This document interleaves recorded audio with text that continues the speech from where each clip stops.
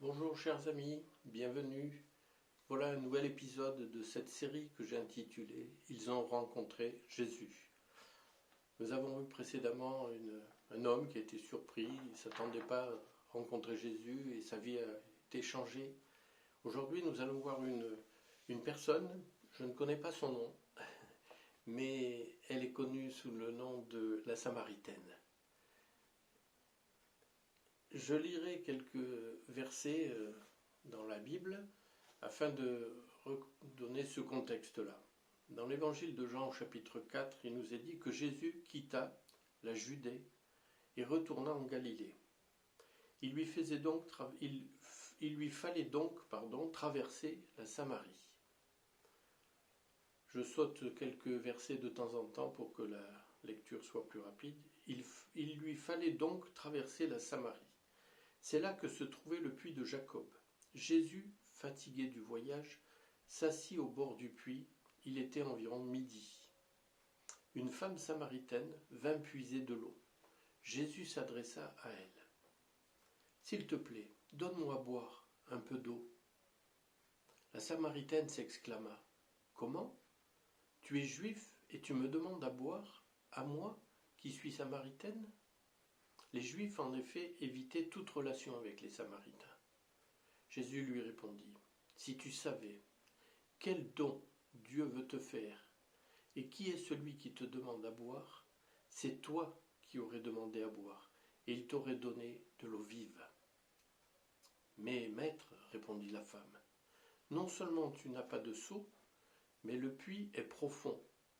D'où l'attires donc-tu ton eau vive ? Jésus lui répondit, « Celui qui boit de cette eau, reprit Jésus, aura de nouveau soif. Mais celui qui boira de l'eau que je lui donnerai n'aura plus jamais soif.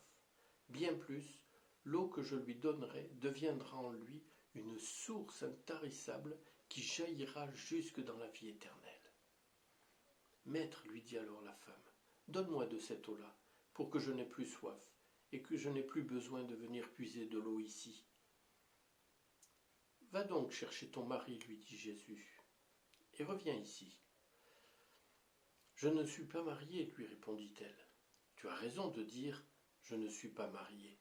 En fait, tu l'as été 5 fois, et l'homme avec lequel tu vis actuellement n'est pas ton mari. »« Maître, répondit la femme, je le vois, tu es un prophète. » Encore un témoignage d'une personne qui a croisé le chemin de Jésus, comme Nathanaël.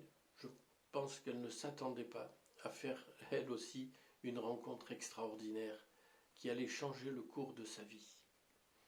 Alors qu'elle va qu'aux opérations ménagères traditionnelles, elle va chercher de l'eau pour l'époque, à l'heure la plus chaude, peut-être cachée de tous. Il nous est dit que Jésus voulait se rendre, lui, à ce moment-là, de la Judée pour aller en Galilée.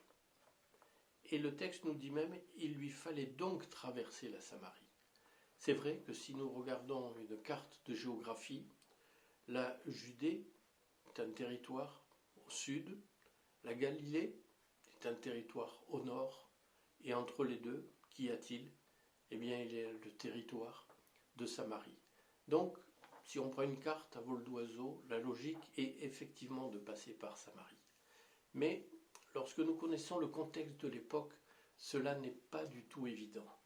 Première raison, nous l'avons lu tout à l'heure, les Juifs évitaient toute relation avec les Samaritains. Et en général, deuxième raison, cette région de Samarie est une zone montagneuse, qui n'est pas très facile d'accès, etc. Donc quand on voulait aller du nord au sud, bien la plupart des Juifs évitaient ces plateaux, ces chaînes de collines, etc. et les contournaient, d'une part pour une facilité de déplacement, et d'autre part pour éviter d'avoir des contacts avec ces Samaritains. Ils ne se supportaient pas trop. Et donc nous voyons que quand il est dit « il fallait » que Jésus passe par la Samarie, je vois quelque chose de plus profond qu'une question géographique. Ce que je vois, c'est que Jésus connaissait cette femme, comme il connaissait Nathanaël. Et il a voulu avoir une rencontre avec elle pour lui apporter la bonne nouvelle. La bonne nouvelle, quelle est-elle? Eh bien, c'est qu'elle venait puiser de l'eau physique, de l'eau du puits. Et lui propose de connaître quelque chose de beaucoup plus grand que cela. Non pas simplement cette eau indispensable à la vie qui nous désaltère, mais cette eau que je dirais spirituelle qui vient remplir notre cœur et quelque chose qui déborde, qui jour après jour se déverse pour remplir notre cœur et nous abreuver de toutes les choses spirituelles dont notre vie a besoin. Et cela, bien, c'est ce qu'il a proposé à cette femme. Bien sûr que dans un premier temps, elle ne comprenait pas trop ce dont Jésus parlait. Il parlait de choses spirituelles, elle parlait de choses matérielles. Et c'est vrai que ce sont deux domaines différents. Mais là où Jésus a aussi su toucher son cœur, c'est quand il lui dit « Appelle ton mari, viens ici ». Elle a esquivé la question en disant qu'elle n'était pas mariée. Mais c'est vrai, elle avait eu 5 maris et celui avec lequel elle l'était n'était pas son mari. Vivait-elle en concubinage? C'est fort possible, mais toujours est-il que nous voyons dans la vie de cette femme une certaine difficulté au niveau sentimental probablement, au niveau familial, peut-être un manque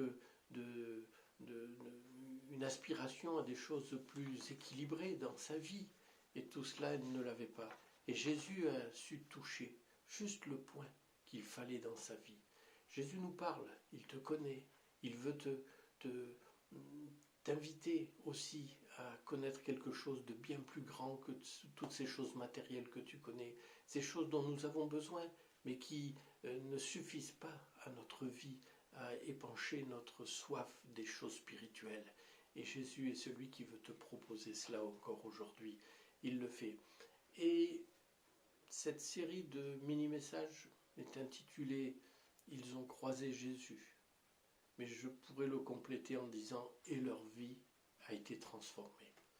Pourquoi la vie de cette femme a-t-elle été transformée? Eh bien, lorsqu'elle a compris qui était Jésus, qui n'était pas que ce prophète, mais que c'était quelqu'un qui connaissait sa vie, quelqu'un qui l'aimait, quelqu'un qui connaissait tout ce qu'elle faisait, etc. Eh bien, elle est partie dans sa région, parler autour d'elle, à tous ses amis, ses proches, sa famille. Beaucoup se sont convertis. Et il nous est dit que en 2 jours, eh bien, toute cette région a été transformée, a été attirée à Jésus qui était un juif. Et rappelez-vous ce manque de relation qu'il y avait entre les Samaritains et les Juifs. Mais pourtant, ils ont reconnu en lui qu'il était le Messie. Et cette femme, eh bien, elle a changé, sa vie a changé grâce à ce contact. Et d'une simple femme qui venait puiser de l'eau, c'est devenu un témoin puissant de l'amour de Jésus-Christ. Peut-être qu'en entendant ce message, tu ne savais pas quoi t'attendre. Eh bien, Jésus veut te parler, veut parler à ton cœur, afin que toi aussi, peut-être, eh bien, tu seras tellement transformé que tu auras hâte de parler autour de toi et de dire combien Jésus n'est pas simplement un homme, mais il est ce Messie, il est celui qui veut transformer ta vie, celui qui veut faire couler en abondance des choses dans ta vie. Dieu nous connaît, et Dieu te connaît, et il veut donner une direction à ta vie. Laisse-toi diriger maintenant, et tu verras combien les choses vont changer. Que son nom soit béni. Soyez bénis dans le nom de Jésus. Amen.